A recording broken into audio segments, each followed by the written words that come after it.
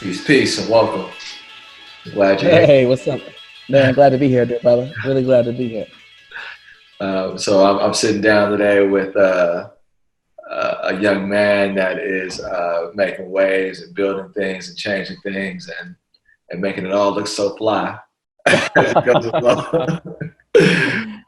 Make it, Uh, it only makes sense that Ethan Ashley would do it in such a way. Um, I got the pleasure of meeting this man like briefly in Miami. We reconnected in his now hometown, New Orleans. Um, uh, Thank you, Mr. Ashley. I appreciate you. Man, I appreciate you, dear brother. I mean, honestly, I think when you talk about brotherhood and what it looks like and what it feels like, I think the connection almost instantly was, this is someone from my tribe. So like, you know, whatever you say, look, let's make it happen. I want to make sure I'm able to do it, and I'm excited that we're able to get this together on today, to be able to share my story, but also share our collective story because I think our stories are weaved together. So. Mm. Yeah, man. Half your head is cut off. Is that how your Oh, thing okay. is? No, I think that's a Zoom thing. I was trying to really get the Howard thing. That's Oh probably what yeah, it we is. see you went to Because HU. I'm We always, see that. I'm We always, see, I'm always repping for Howard. That's a terrible cheesy thing. yeah, yeah. I think Howard is the most well represented college on the Cook on Monday Morning Podcast. I've had more Howard, like legit. I've had a lot, and I wish I went, but I didn't. But that's what As a true Howard, I think we'd always say it's never too late, brother. We can Never always too late. make you Oh, yeah. doctor or I mean, whatever double doc, whatever you need, bro. I'll just get the shirt and pretend.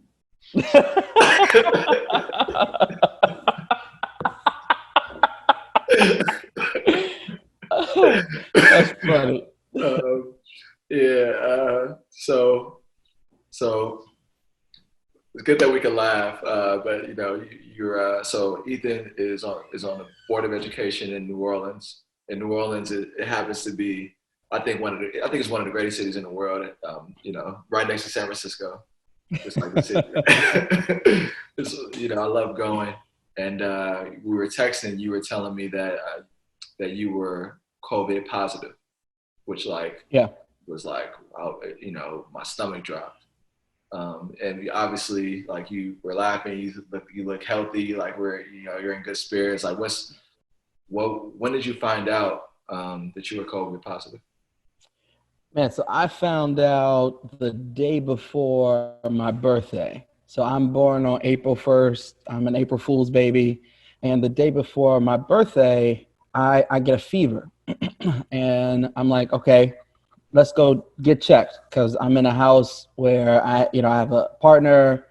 We have two kids, and we have her mother who's living with us. And so it was like, let me go figure out very quickly what's happening here. And so we went, stood in line at the UNO Center, was it the Lakefront Arena? And it was like a 2-hour wait to go through the experience. And I'm telling this side of the story because back maybe 5 weeks ago now, it was still very novel. Like the getting testing was novel. Like we don't even know, so they had just opened up this testing site. Mm-hmm. We go, you're in cars. When we get up there to enter into the testing site area, it probably took us an hour to get to that area. And they have basically military individuals supporting this area of testing.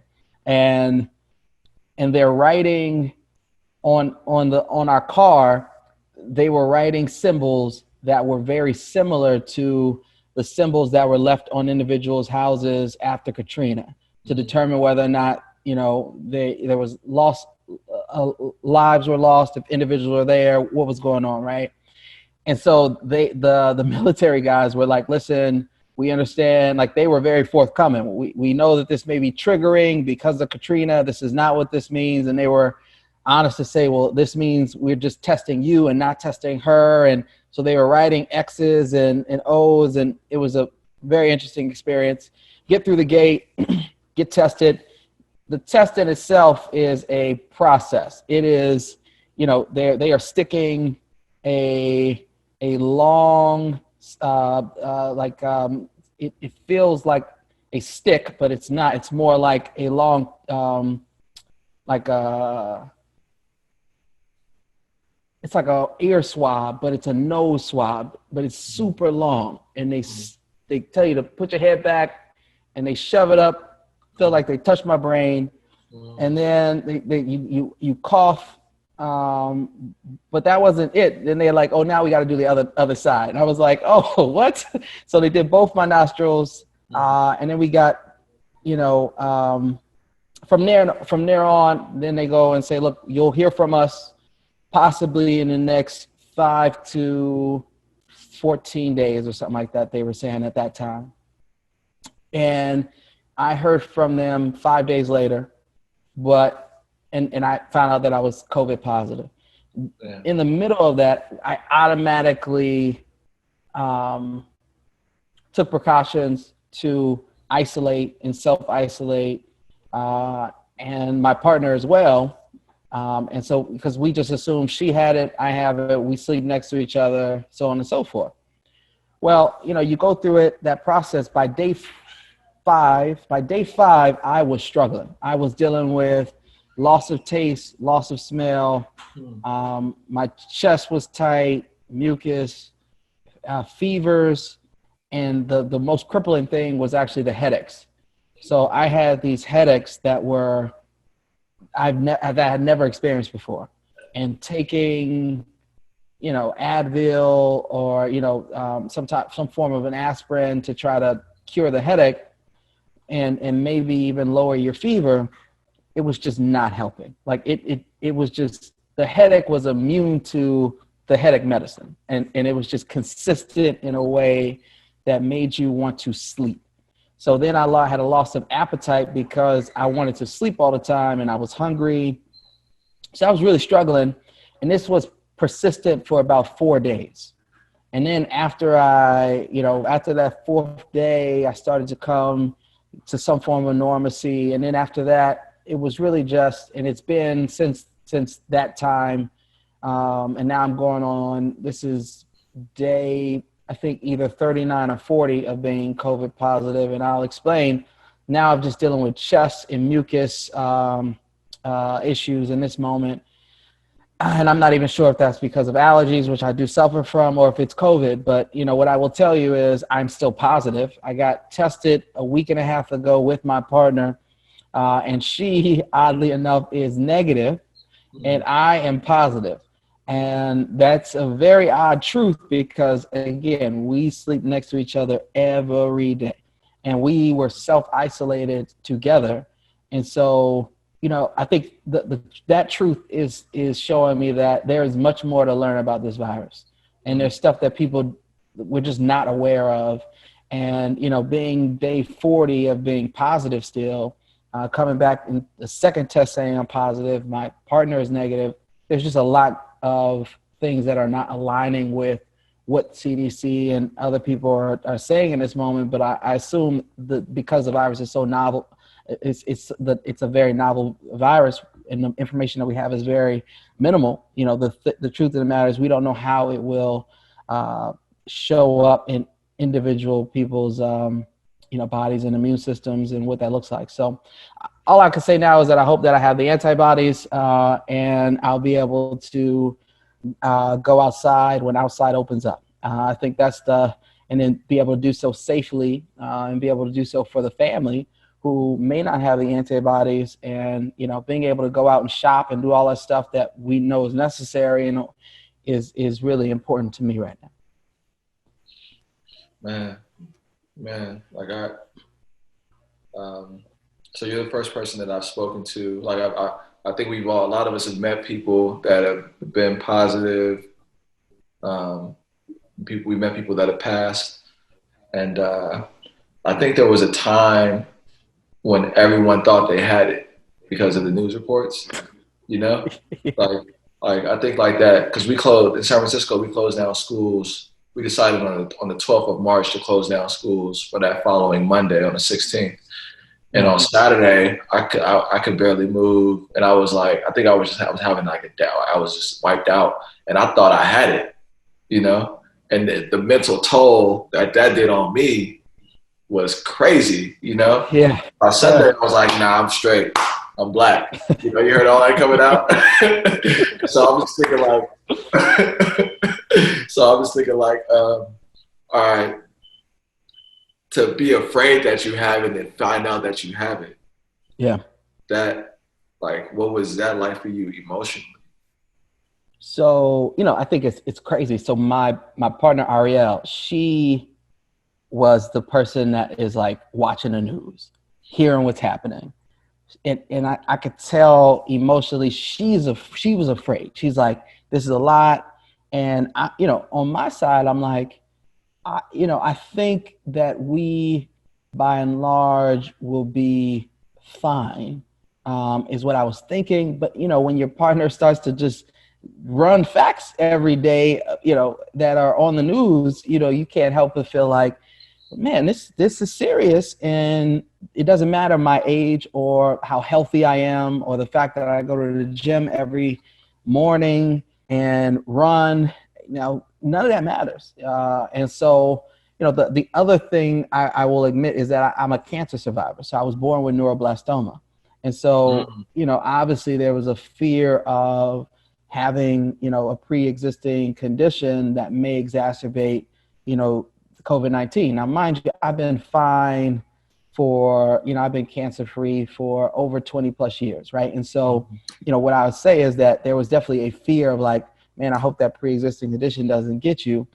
But when I was going through it, man, I, I think even when I was in the worst of it in terms of the headaches and the lack of taste, I kept thinking that, I am really blessed because nothing in this moment has me thinking that I'm going to go to the hospital. Like what I'm dealing with right now, I feel like I can conquer if I'm able to like focus and get the rest I need and let my body recharge.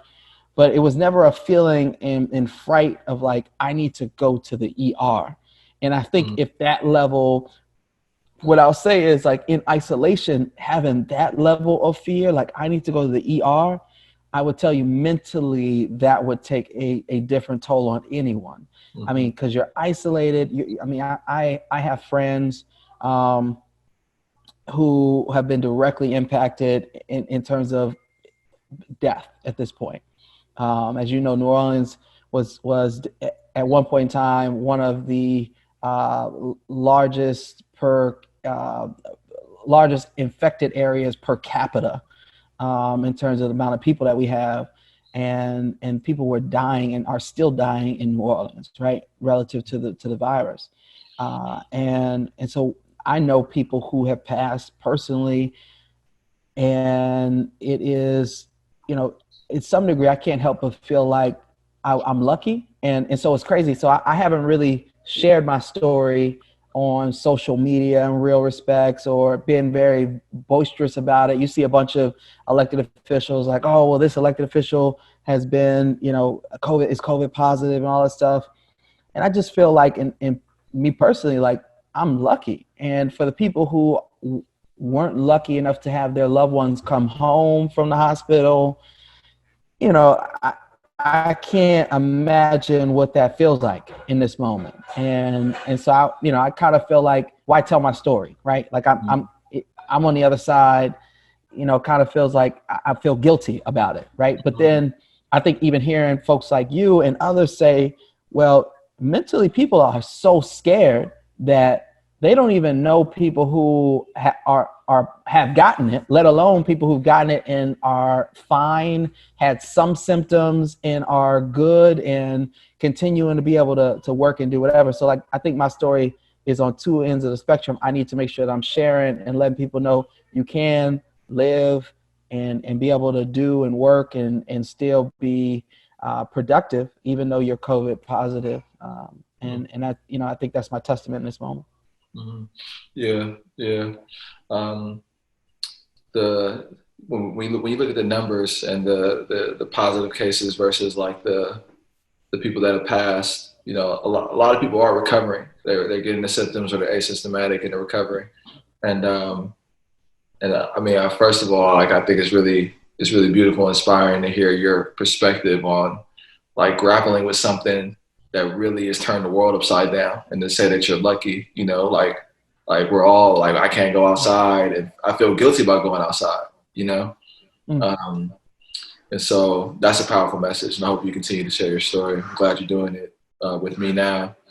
And do you know? All right, so the questions that be in my mind were like, oh, who gave it to me? Where they at? Right? That'd be in my mind. And then like, you know, and then like I'm thinking like, Ethan Ashley is way more sophisticated and like eloquent than I am. Don't do that. Don't do that. Don't do that. Look, I think we were all thinking that. Like, and you know how many people were asking me the question. And look, you know what's so funny? Because for a little bit, I think people are and were ashamed to admit that they had it.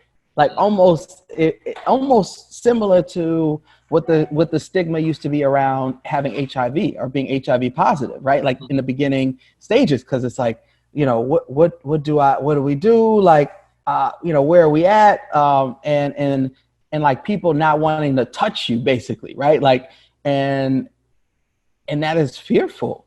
But at the same, and it's like, well, who gave it to you? So we know not to go touch them too, you know, like, and I think the hard part with all of that is there's no way to know. I mean, there's nothing like it's sort of like getting food poisoning, and you ate 3 meals from 3 different places. You have an idea, like you could say, oh, I think it was that, but there's no medical or even like there's just no way that you'd be 100% sure. Like I got it from this. Mm-hmm. And I think it would be negligent of me to even say something like, oh, I got it from this, because the stigma related to having it or getting it, or, you know, I mean, I think we're seeing a lot of people suffer economically, even as the president continues to call this virus the Chinese virus and all this type of stuff. And, you know, that is one, racist in large respects, but it's also extremely harmful to other Americans and other people who live their lives in my neighborhood, in my community. And, you know, at the end of the day, you know, I'm big on faith.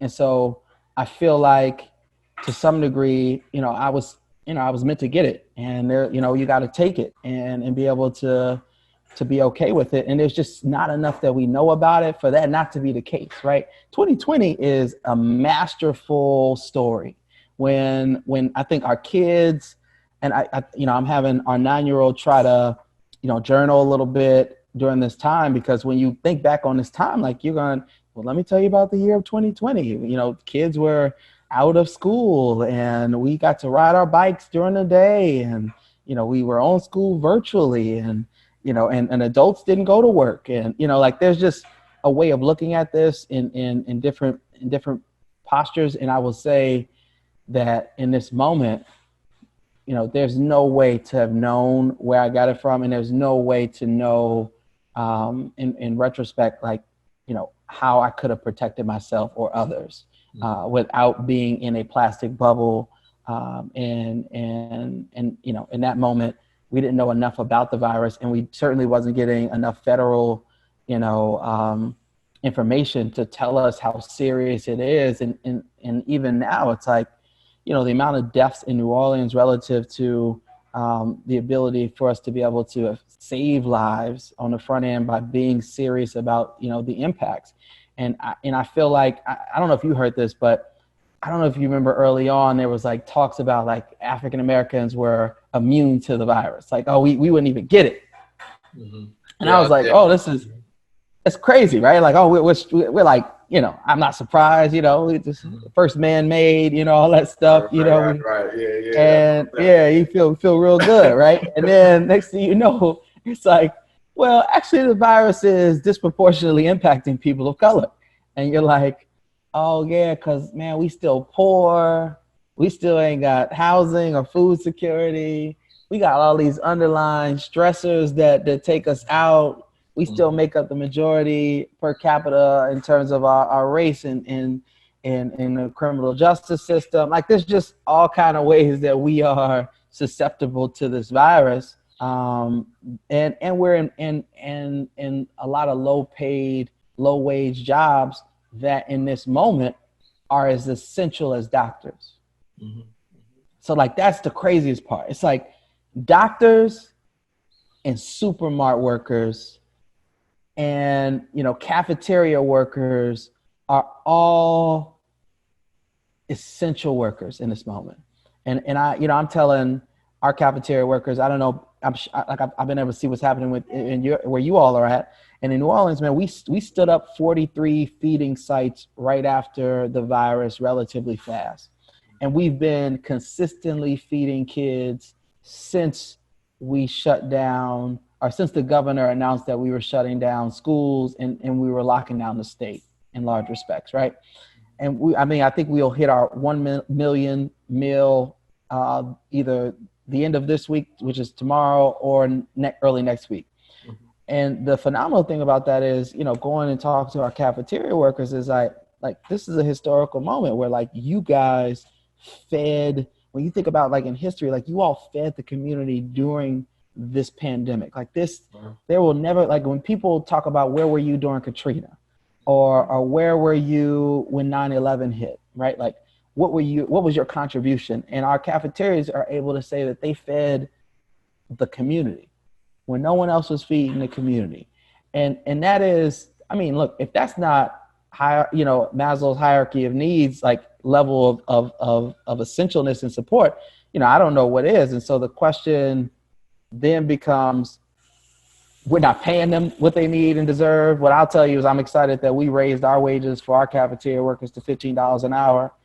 So, and not that is, what I think is what they deserve, but, at the very least, we're starting to get them on the pathway to some form of a livable wage. But there's a lot of our low wage workers in this moment who are stepping up, putting their lives on the line, not able to have, the opportunity to take breaks or even paid leave. They're getting threatened, and just to be able to make sure that grocery stores are stocked for others, and so, man, bro, it's crazy to say all this, but we're living in some really uncertain times, and I think when we look at our policies and systems now, it just seems like we are just so backwards, man. Our teachers, like everyone who's stepping up in this moment, it just feels like we don't pay them enough, we don't support them enough, and then trying to fight the system to make that happen is crazy. Yeah. No, a lot of our school lunch workers, nutrition workers, cafeteria staff, they've been elevated across the country. Our teachers have been elevated. Our grocery store workers have been elevated, commended, and it's a trip because we're doing time and a half for people that are working, and a lot of businesses a lot of people are going out of business. A lot of people are going to end up with record profits. Those will mostly be the people that aren't on the ground that's walking away with record profits, like Zoom. And they got my money, like Zoom. like Whole Foods, and Amazon. And the way that our society, I'm glad we're honoring people, and I know, you're a policymaker. You're really committed to improving New Orleans.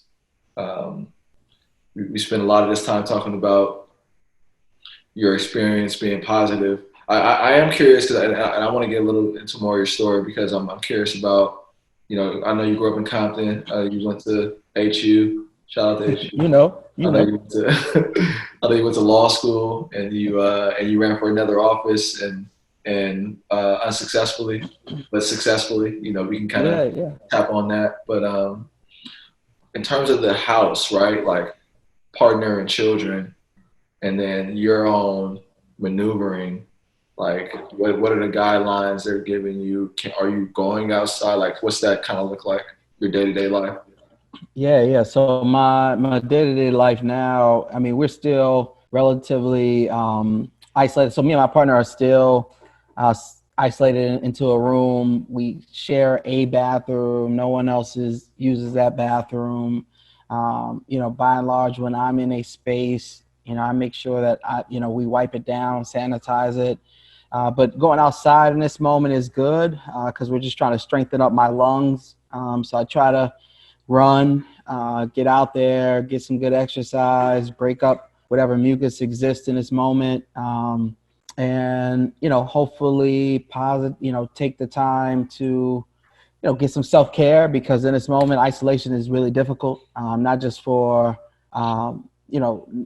me, but also for my partner and the kids. And so that's the thing. But I'm conscious. I am conscious of it. I think our kids are as well. So there's been, it's weird to say this because um, I haven't really put a lot of thought into it. But I haven't touched the kids in like a month. Like we're around one another, and I'm masked on.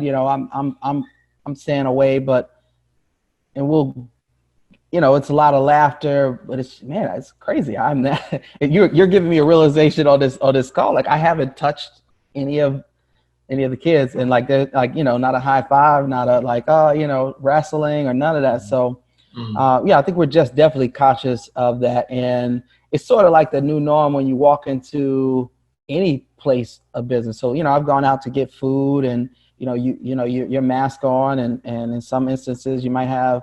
There might be a little bit more protective gear that you might be wearing. And I'm still in a position where it's like you see someone, and in New Orleans, you're like, yo, you want to hug them or dap them up or show a little, and like you got a second guess. Like I can't do that. I don't even. You're like unlearning things that have kept you alive. And I told the story, and I think many people in New Orleans would say this the same. Like after Katrina, when things happened, like it was communal support that allowed certain folks to be able to survive. And that came with closeness and, connectedness and touching and being in a place with one another. And this virus thrives in that type of environment.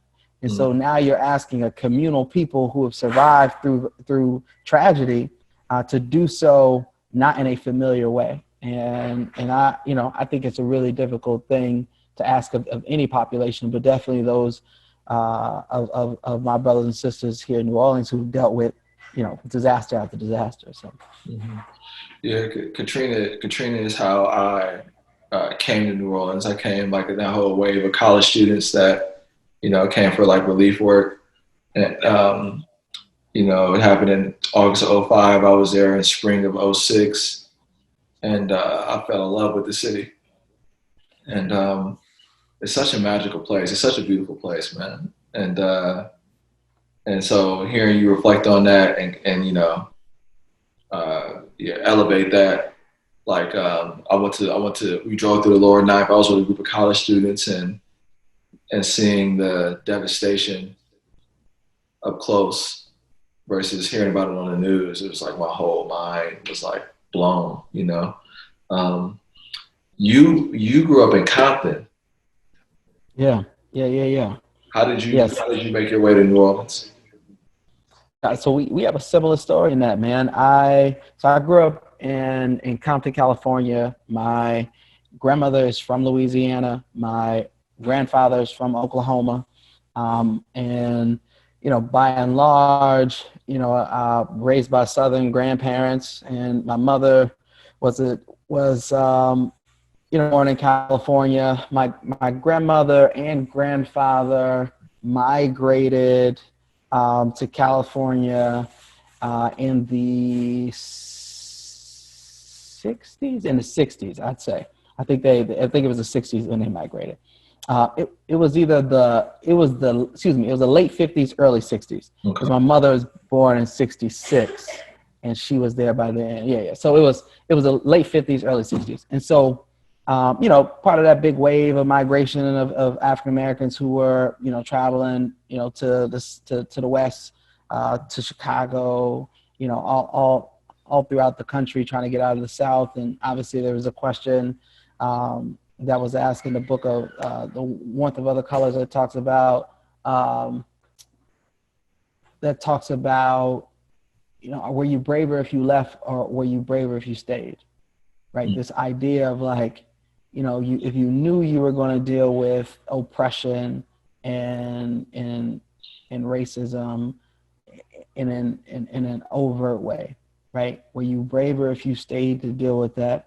Or were you braver to go out and venture into a new world where you didn't know anybody, you don't have that stable, family and community, which made you braver? And I wrestle, and I think many families, I think many people of color wrestle with that idea pretty consistently about, what makes you braver in the moment. My mother was an educator. She was married, but found herself divorced, raising three boys relatively early on a Head Start salary, which put us in a precarious situation where we had to take on state benefits to be able to survive. And so when I look back where I'm at now financially, I'm now in a different class of than which my mother was living and matriculating through, and definitely a different class in which my grandparents lived through, even though they were relatively educated and did relatively well for themselves. And I'll say, the reason I bring that up is to say, in this moment, getting to where I'm at in New Orleans now, I kind of feel like it's like a homecoming in some respects, in terms of, the responsibility of my grandmother's lineage, to be able to come home and do good work on behalf of our community. And just because you left, Louisiana, doesn't necessarily mean that you are no longer a part of the roots of that place. And so, California is where I live and where I grew up, but my grandmother, has always instilled in me that sense of like, trying to do right on behalf of others. And look, my grandmother's my heart, man. It's hard to say in this moment that she's fighting Alzheimer's, because she really struggles with remembering stuff. But, my grandmother was the reason why I became so tight when it came to education. Like, she would, every time I come home, well, first of all, she'd pick me up from school. She was a teacher too. And, I couldn't leave the table until she, I worked on my penmanship or math problems or just extra stuff, not even the stuff my teachers were having me do. And Yeah. I used to, man, I used to hate my grandma. I was like, man, my grandmother is tripping, dude. Like, and I think it was, it's crazy because they say this, like, your kids will love you later in life. Every time I see my grandmother after I graduated from college, man, like, I get emotional thinking about this. Like, man, I love my grandmother, man. I love her for sitting me down, not allowing me to go out and do what I wanted to do, bro, because I wanted to go play and have fun.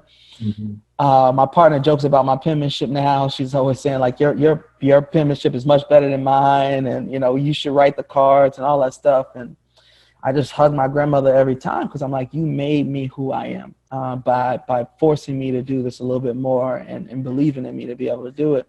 And so, when I think about, all that around paying homage and respect and all that stuff, so I finished school relatively early. So I had this hunger and thirst for knowledge and wanted to do a little different. So I started college when I was right before I started high school. So the summer between my 8th and 9th grade year, I took a community college class, and I took an Algebra 2 community college class. And past that, ultimately started high school with both community college credit, but then also high school credit. And so my freshman year of high school, I was in pre-calculus and trigonometry. And then from there, I took extra college courses just to be able to, get myself acclimated to the idea of going to college and being able to do it. And by the time my senior year came around, I was 15, killing it on the varsity squad. No, let me stop. I was doing all right. I was 15. I was 15. Got my first college acceptance at 15, and then got my acceptance to Howard University on my birthday, April 1st. And I knew for sure I was going there after that, which is a crazy story in itself because I did not actually apply after the deadline. I hate to tell this story, Howard, but I did apply after the deadline. It was because I was afraid, had a really good SAT score, but was afraid that I would be rejected from a school that I always knew I wanted to go to based off of a Black College Expo that I went to when I was, in seventh grade, because I have an older brother and we were going for him. And Howard was the only school that paid me any attention as a seventh grader. And they were excited to say, oh, we can't wait for you to come, young man. Little did they know it was only going to be 3 or 4 years before I had to come apply, and so, international. Man, it kept me, it definitely, and then you go to Howard and it's just like, man, it's like everything that the Cosbys, and the different world, it's just, it's all of that. And you just fall in love, and you fall in love with yourself. You fall in love with just consciousness and where you're at in the Black diaspora. And from there, Katrina hits, right? And, I'm in college just like you. I mean, we're similarly situated in that regard. And I'm actually working on the Hill at the time for a congresswoman who's reclaiming her time, right? So I was working for Maxine at this time, and she was doing work just around the housing front and around banking, and making sure that there was support economically in New Orleans around Black banks and wealth, and then ultimately the idea of being able to get businesses flowing and up and rolling, right? And so I'm in her office. But the crazy part is less about being in her office. It's more about being in the lunchroom in Congress during this time, right? Bush is president. If you've never been in a congressional lunchroom or just even been a staffer on the Hill, like, it's majority young, white, folks running, the day-to-day of the Hill, right? 20 somethings. If you're older age, you really cut your teeth there, and you're the man. But if you have been there longer than 2 years, you're considered a veteran in Hill time, because that's, people matriculate in and out. And so, what I'll say is this is around the time where I think the language from Kanye had come out, basically saying George Bush doesn't like Black people.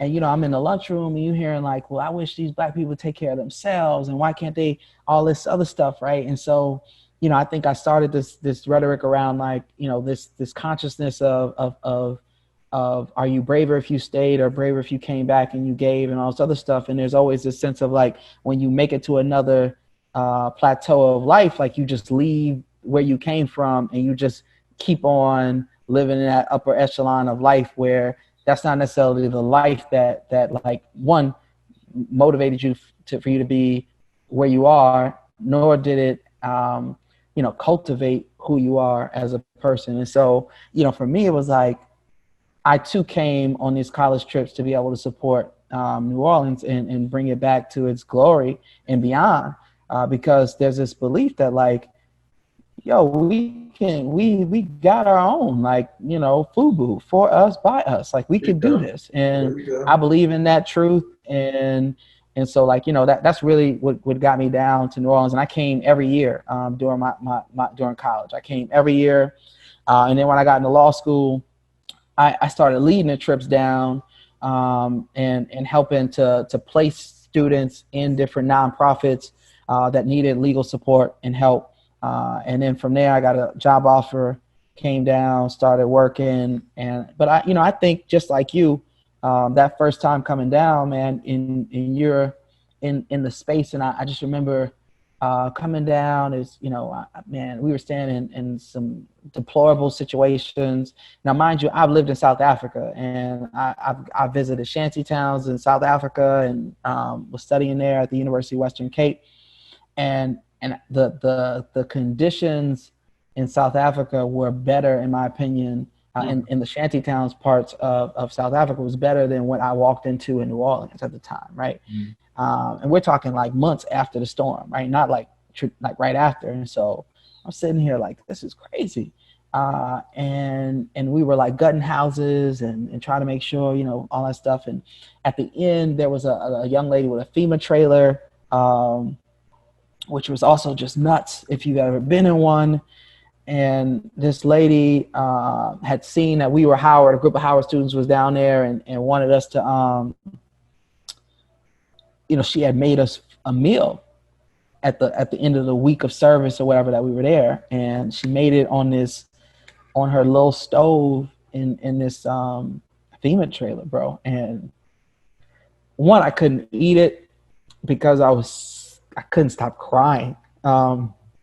Man, and I just think in that moment, I too fell in love with the city, but it was less about the city and more about the people, right? Like, damn, I love these people. And like, this feels like home. And this is everything that I've always wanted it to be. And so, look, I thought, you know, you have the opportunity to go to college, go to law school, and matriculate through those processes relatively early, and you're one of the best and brightest from your community. You know, why not give it back to your community? I mean, we see that, you know, we see the reverse in TFA, right? Where they're going and doing what they need to do, and they're offering the opportunity to go and serve in high needs communities. And I too am smart, one of the best in my class, and you know, why not give back to my own high need community and be able to support it? Mm. Yeah, yeah, you're so impressive. And you know, the people in New Orleans are impressive too, in like in a very like you know, there's like, I don't know, there's a way of being that's really beautiful and impressive, and like unlike other places, you know, like a lot of the great cultural innovations came out of that area. Like you know, like I'm not ready to do it. Like you out there, right? Like you already know all this, but just my observations, and I don't want to rush over all of the incredible personal accomplishments that you just dropped so casually, like, when you just went through. So finished college at 16, went to Howard at 16, then went to law school at what age? I was 19 when I started. All right. Yeah. Yes, I was 18 my senior year of college. And it's So always when I was 19, when I was 19, when I was 19, I was throwing up in dumpsters because I had alcohol poisoning. All right, so that's perspective. It's all perspective. You were going. So I was a freshman at Williams, and you were 19. I'm not. You know, I'm just like, you know, for most Americans, this is very unusual, right? Like high school, college, you know, and I just think, you know, I'm gonna big you up. You ain't got to do it. Just like, I just want to check out the fact. So 19 when you started law school, and when did you finish law school? What age? I had just turned 22. So because my birthday is April 1st, I normally, you know, you're basically doing the I'm leaving dance and going into your next year, man. So, you know, let me say this: the 16 thing is crazy because I have an older brother, right? And so I have an older brother who also graduated high school at 16, but he turned 17 right after, because his birthday is July 18th, right? And so, you know, I was like, that's cool, but I'm about to destroy you, right? Like I'm about to come through and show you. So like being 15 and then turning 16, right? And like, you know, I just got to 16 and I got a whole nother year before I turned 17, you know, like, you know, I was competitive in that way, right? And for me, it was like the competitive spirit of it. And you know, I joke and talk about that. There was obviously also some personal things going on in my own house, and it's crazy. So I tell people, man, and it's funny to tell this side of the story. Um, I moved out my house when I started high school to be able Mm, to, and I moved in with a Hispanic family that I had met over the summer when I was taking the community college courses, because I was in a community college course with a junior at the time who, she was advanced in math, and I guess it's all relative. And so, her and I hit it off, and I was like, look, it's going to take me, the school I got into was a law magnet school in LA. And it was like, it had to, my bus stop in the morning was at 5. It had to be like 5:50 in the morning or something like that. I was getting on the mm, bus and then headed to school. And so, you talking about like an hour and a half, each way matriculating to get to school, whatever, if not a little bit more. So I was like, man, I got to move in. I need to start off on the right foot. So I asked my mom to move out the house, to move in with this Hispanic family who I had just met, and just in order to like get acclimated to going to the high school that was like, that far away, right? So I do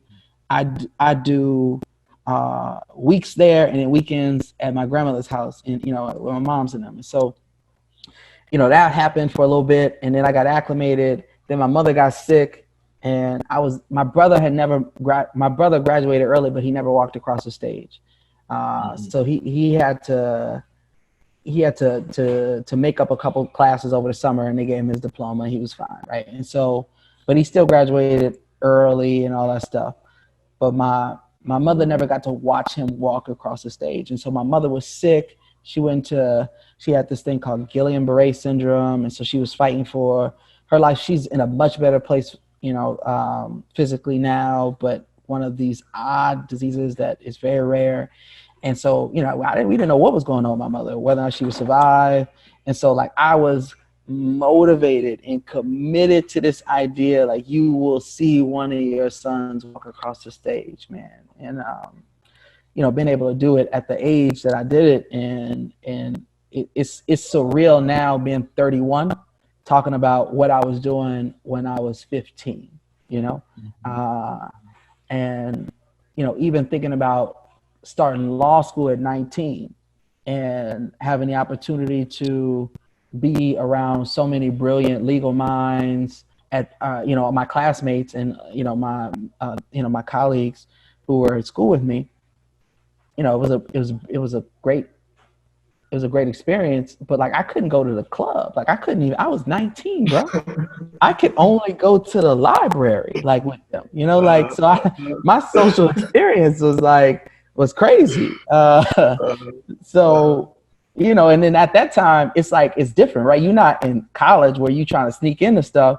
Like, if you get caught doing something, like, you could be in real trouble, right? So, it was a funny experience, man. I had girlfriends in law school, and then some of them were ashamed to be like, man, I feel like I'm dating Chris Brown or something like that, so it was an experience, man. And I remember being young and ambitious, but also being really ashamed of being young, like really feeling like, if someone found out my secret about how young I am, everything's going to be out. And it's just crazy, like living your truth and being comfortable. In the moment that I started doing that, the better, the world just ended up opening up in different ways. But it's crazy that I say all that stuff to say most people only hear the 16, 19, 22, like to get to a law degree, right? But like there was so much strife and so many internal battles to even get to that state.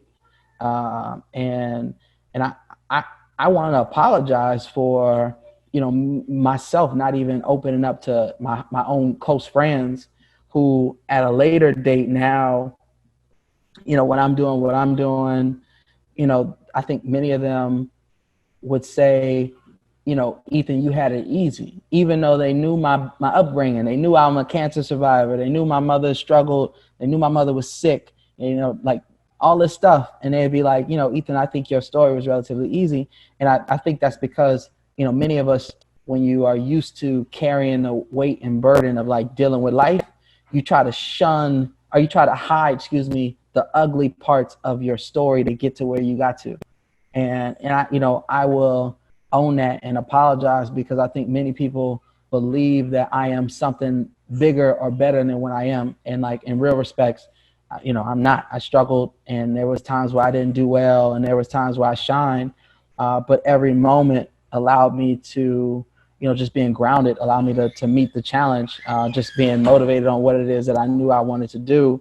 And, money has never been my motivation. It has always been to figure out how to make sure that no young person, has to deal with the struggles of coming home to an empty cupboard where there's no food, or, not getting the right type of supports that they deserve, because being born in America, being born in this world is like a lottery. You don't know where you're going to be born when and you're not asking God to be born where you just happen to be born there.